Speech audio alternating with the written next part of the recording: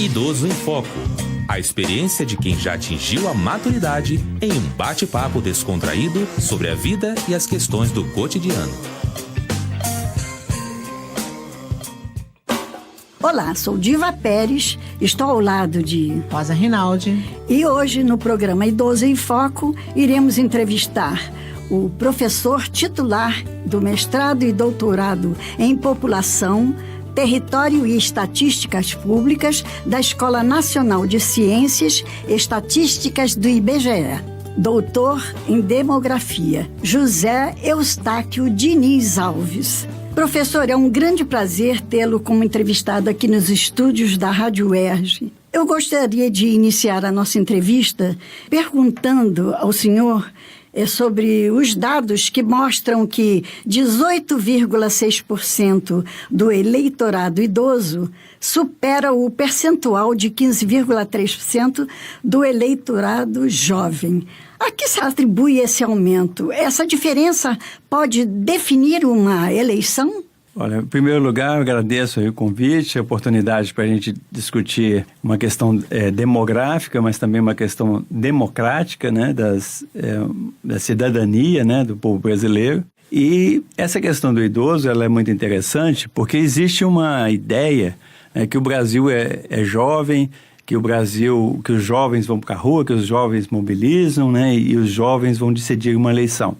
Mas acontece que desde 1970 o Brasil iniciou um processo de envelhecimento populacional. Isso é um processo muito longo, né, que acontece ao longo de décadas, porque a pirâmide etária brasileira ela começa a se transformar, ela começa a estreitar a base, engordar o meio e depois crescer o topo dessa pirâmide. Então, isso que a gente chama em demografia de envelhecimento populacional. É um processo de muito longo prazo. Então, isso, a cada ano, né, a percentagem de idosos na população, ela vai aumentando. E o interessante a gente ver nas eleições presidenciais é que nas eleições de 2010, a proporção de jovens de 16 a 24 anos era maior do que a proporção de idosos de 60 anos e mais. Nas eleições de 2014, esse número praticamente empatou, com até uma ligeira vantagem dos idosos. E agora, em 2018, os idosos, como você falou, já são quase 20%, né, e os jovens 15% do eleitorado total do país. Então, os idosos, considerando 60 anos e mais, né, eles já são maioria em relação aos jovens de 16 a 24 anos. E no futuro, eles vão ser uma maioria muito maior, vão ser 2 ou 3 vezes maior. Então, cada vez mais... O país mais envelhecido, né? Não, o país mais envelhecido do mundo é o Japão. Sim, sim. Mas não, o Brasil, ele está indo nesse caminho dos outros países europeus, e com uma velocidade muito rápida.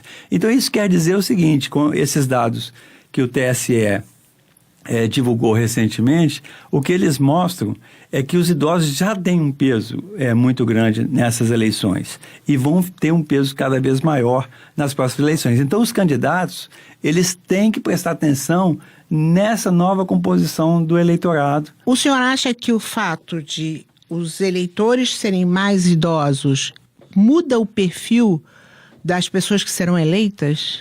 Olha, já tem uma tendência de eleger pessoas mais idosas, porque as pessoas, quando entram na política, elas já têm uma bagagem, um capital, né, político, social, etc. Então, a pessoa geralmente já fez uma universidade, né? A grande maioria do Congresso já tem universidade, já tem um emprego e tal. Então, quando ela se consolida, né, profissionalmente, que ela entra na política. Isso é a maioria. É claro que tem alguns jovens na política, mas a grande maioria. Você vê, os presidentes... os últimos presidentes do Brasil, todos são idosos, né? Sim. Tirando o Collor lá em 89, mas depois os presidentes seguintes, eles já eram idosos. Então, assim, todos maiores de 60, né? O perfil dos eleitos, ele já é um pouco diferente da população, ele já é mais envelhecido, né? Agora, o interessante de ver é o seguinte, que o discurso sempre foi um discurso de apoiar os jovens, etc., né? Sim. E hoje vai ter que mudar esse discurso, né? Porque a percentagem de idosos é tão grande, né? Aquela coisa que o pessoal falava, antigamente, as praças, né? Você tinha brinquedo para as crianças. Hoje você tem... Brinquedos para os jovens, para os idosos.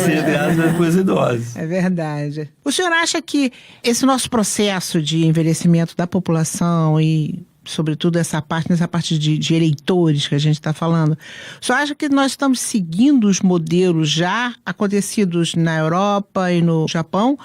Ou o nosso caminho está diferente? Porque o Brasil, até pouco tempo atrás, era considerado o país dos jovens, né? Era o país do futuro. Não foi muito rápida essa mudança? Então, eu fiz um artigo, inclusive foi publicado no Cadernos da Fundação Konrad Adenauer, exatamente mostrando essa velocidade do envelhecimento do Brasil comparado com outros países. E é muito interessante, você vê o seguinte, a França foi o primeiro país do mundo a ter 7% de idosos na população, que foi em 1870. Depois, para dobrar para 14%, ela gastou 100 anos. E para dobrar de novo de 14% para 28%, vai demorar mais 100 anos. Então é o seguinte, a França, para sair de 7% de idosos na população para 28% de idosos na população, ela vai gastar 200 anos. Exato. O Brasil vai gastar 50 só. Ele começou muito mais tarde. Sim. Para chegar a 7% da população foi em 2012. Mas para chegar a 14, vai ser 2031. E para chegar a 28, vai ser 2062. Muito rápido, né? Então, assim, é uma rapidez...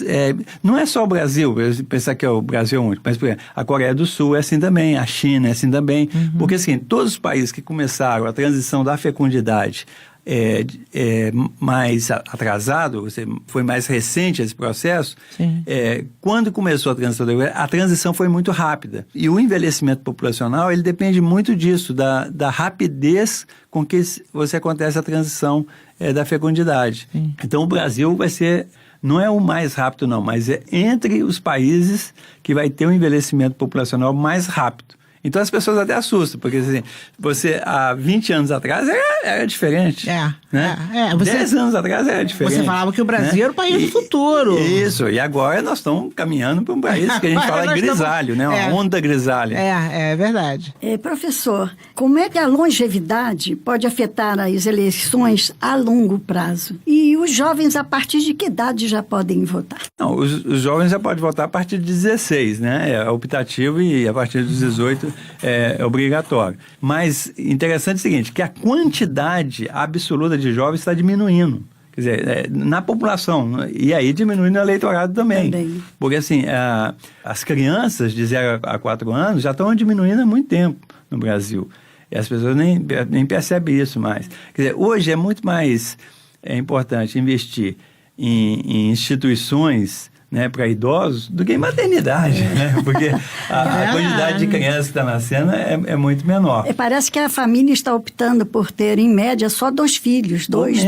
No Brasil já está menos do que isso, porque nesse mundo que é urbano, com tantas opções, etc., as pessoas preferem ter menos filhos, né? Que é uma coisa importante, inclusive para o meio ambiente é uma coisa muito boa. Aí o que vai acontecer? A percentagem de idosos no Brasil ela vai aumentar por causa desse processo demográfico. E, junto com isso, tem um aumento da longevidade, como você falou. As pessoas estão vivendo mais. Aí tem uma questão no eleitorado, é o seguinte, porque no Brasil o voto para o idoso a partir de 70 anos, ele é facultativo, né? Então, se a pessoa vai viver 100, 110 anos, a gente não sabe até que ponto que essas pessoas vão votar. A gente sabe que tem muito idoso acima de 70 anos que faz questão, né, de votar, etc. Como mesmo que for até vota nulo, né? Como cadeirantes, como cadeirante, etc. Mesmo que for votar nulo em protesto ou for escolher um candidato, etc. Tem muito idoso que prefere. Agora tem muito idoso, não só idoso, que está desiludido também com a política, que acha que não vai adiantar nada, etc., então prefere nem votar. Então isso, por exemplo, aqui no Rio de Janeiro, na última eleição, né, para prefeito, que em 2016, quem ganhou foi o voto que chama ninguém, né? É quando você soma abstenção, nulo e branco, ficou em primeiro lugar. Os dois Marcelos, né, que estavam disputando, vieram em segundo e terceiro lugar. Em primeiro, né? O primeiro foi o ninguém. É o ninguém. Que a gente chama ninguém. É o sujeito ninguém. oculto. E isso agora, teve uma eleição em Tocantins agora também, recentemente, e o ninguém ganhou. Ou seja, se você somar a abstenção, voto branco e voto nulo. Mas a questão é a seguinte, eu acho que o idoso acima de 70 anos tem que avaliar se né, é uma questão individual. Eu acho que isso que é importante. A pessoa tem que avaliar. Se ela acha que deve votar, ela vota. Se acha que não deve votar, não vota. Estando isso é assim. o ninguém prevalecendo, como é que fica isso? Não, porque pro cálculo do coeficiente eleitoral, que conta são só os votos válidos, né? Então, esse voto nulo, branco e abstenção, ele não entra no coeficiente.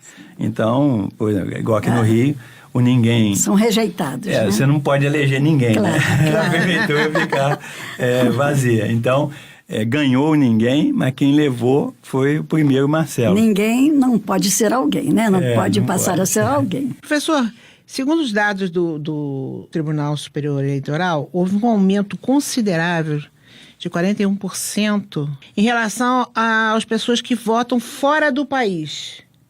Há alguma condição de se saber se esse eleitorado que está fora, que vota fora, que pediu para votar porque está morando fora, são compostos de idosos? Como é que é? O IBGE tem essa condição de saber disso? Esse dado não é nem do IBGE, é do TSE. Eu posso te adiantar, porque esse pessoal que está fora, o Brasil sempre foi um país de imigrante, quer dizer, a gente recebia mais estrangeiros do que a gente mandava para fora. Mas a partir da década de 80, que foi a gente chama de década perdida, né, que as oportunidades de emprego, etc., no Brasil diminuíram, começou a sair muito brasileiro, e principalmente brasileiro jovem. Com a crise atual também, que a gente está na maior e mais profunda crise da história do Brasil desde 2004 para cá, também saiu muitos brasileiros, e principalmente brasileiros jovens. Então, eu não tenho aqui o dado certinho, mas a composição desse eleitorado que está no exterior, ele é um pouco diferente da composição do eleitorado brasileiro. Sim. Agora, outra coisa interessante na composição do eleitorado brasileiro é que não só os idosos estão ficando maioria, mas as mulheres idosas estão ficando maioria. Sim. Porque as mulheres são maioria da população, mas a partir dos 25 anos. Até 25 anos, tem mais homens do que mulheres na população. Isso. Porque nascem mais homens do que mulheres. No mundo inteiro, nascem mais homens do que mulheres. Mas os homens morrem mais rapidamente do que as mulheres. Então é o seguinte, no Brasil é a partir dos 25 anos. Então, a cada ano que passa, que você vai subindo na pirâmide etária, tem cada vez mais mulheres, né? Então, é isso que a gente brinca. Eu tenho um artigo que escreve o seguinte, que é o poder das balzaquianas, né? As mulheres acima de 30 anos é que vão decidir a eleição no Brasil, né? Porque, assim, é uma proporção do eleitorado muito grande, são as mulheres idosas. Professor, nós estamos chegando ao final da entrevista, né? Lamentavelmente, que estava muito gostoso. Eu queria que o senhor fizesse algumas considerações ou mandasse alguma mensagem para o povo eleitor brasileiro, né, que está prestes a ir às urnas, e ao mesmo tempo agradecer a sua presença, que nos honrou muito. Eu que agradeço aí a oportunidade, e exatamente nesse momento aí que a gente tendo uma eleição tão importante, né, o Brasil, igual a gente falou, ele está numa crise muito, muito grande. E eu acho que a democracia, ela é muito mais do que uma eleição, né? A democracia é a participação das pessoas em todas as atividades, a participação da sociedade civil, e o voto é um momento, né? E o voto, eu acho que toda forma de voto é válida. Se a pessoa quer votar branco, quer votar nulo, né? É válido, né? Porque escolhe o candidato que quiser. Mas é importante que a população brasileira se mobilize, porque a gente está ficando num momento complicado. Inclusive o seguinte, demograficamente, a gente vivia num momento que a gente tinha o chamado bônus demográfico. E agora, esse bônus demográfico está chegando ao fim. A gente tinha uma janela de oportunidade demográfica e essa janela está se fechando.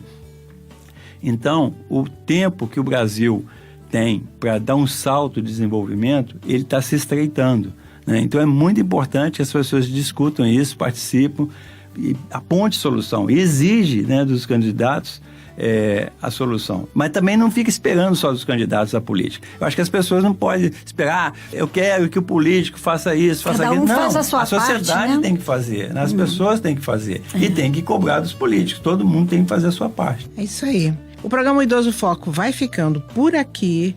Eu sou Rosa Rinaldi. E eu, Diva Pérez. Até o próximo programa. Idoso em Foco. Apresentação: Diva Pérez e Rosa Rinaldi. Equipe técnica: Daniel Barros, Gledson Augustos e Eduardo Sobral. Locução: Leonardo Alexandre. Produção: Rádio Erge. Realização: Centro de Tecnologia Educacional CTE SR3.